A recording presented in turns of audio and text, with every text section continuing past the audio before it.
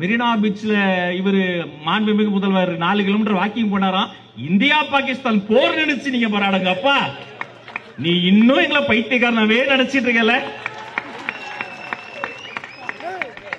4 kilometre போனாரு. ஒன்னே ஒண்ணு சார், முதல் முறை முதலமைச்சர் மு க ஸ்டாலின் சார் 4 கிலோமீட்டர் வாக்கிங் போய் போற நிறுத்தின சார்.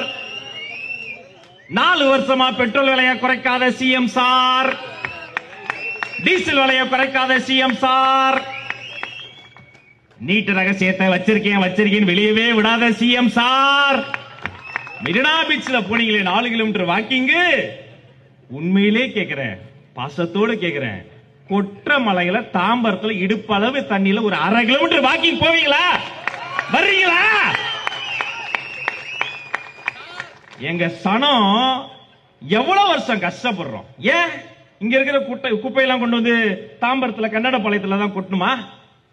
நம்ம பசங்க எல்லாம் யோசிச்சாங்கன்னு வச்சுக்கோங்க, ஒரு சேஞ்சுக்கு இடம் இல்ல, நம்ம குப்பையெல்லாம் கொண்டு போய் அண்ணா அறிவாலயத்துல கொட்டினாங்கன்னு வைங்க, வாக்கிங் போக முடியுமா? யோசிக்கணுங்க. காலம் மாறிடுச்சு, முன்ன மாதிரி ஏமாத்த முடியாது. தமிழக வெற்றி கழகம் என்ன தெரியுமாங்க? உழைப்புங்க. உழைக்க கற்றுக் கொடுத்திருக்கிறார் எங்க பொதுச் செயலாளர் அண்ணன் ஆனந்த். தம்பி லயலாமணி ஓடிக்கிட்டே இருக்கார்.